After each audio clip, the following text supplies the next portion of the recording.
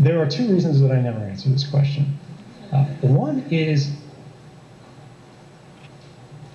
if you have to ask other people, you're not really appreciating the burden and the value of your opinion, your perspective in the operation of our democracy.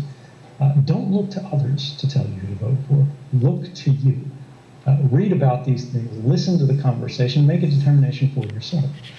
The second thing here is, as a privacy advocate, the decision of who you vote for, right, is something you should never be made to answer. And so I try to set a good example there in not responding. What I will say is that I think it's very disappointing in the long history of American democracy, where we are, if nothing else, a very successful country,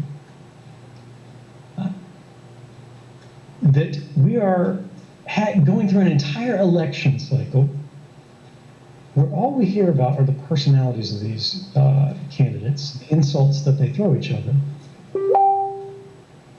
But we hear very little about the Constitution.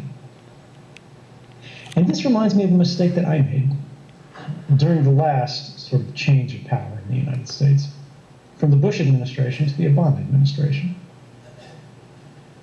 He was a president who campaigned on the idea of ending the worst excesses of the Bush administration. He promised to hold officials who had broken the law, who had engaged in torture and so on and so forth, to account, to do investigations, to hold trials. But as soon as he took office, he abandoned that promise, saying we need to look forward, not backwards. But every investigation is necessarily retrospective looking. And if you say that there can never be a look backwards at official crimes, what you're saying is that there can be no accountability for official crimes. He said he would end warrantless wiretapping. We weren't going to do that anymore. And in fact, he expanded it and institutionalized it in many ways. These are disappointing things. But when he came to take office, because he claimed these things, I believed that they would happen. I took him at his word. And many others did. This is not to say it's a terrible thing to have faith in officials and belief in the power of hope. But I think we all need to recognize that we should be extraordinarily cautious about putting all of our hopes on political candidates, on elected officials. Because if we look at history, their promises very rarely equate to their products.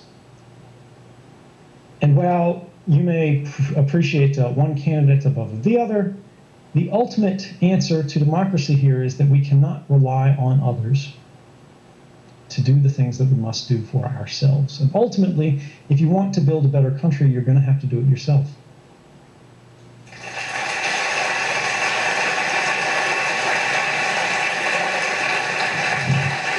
So we're going to take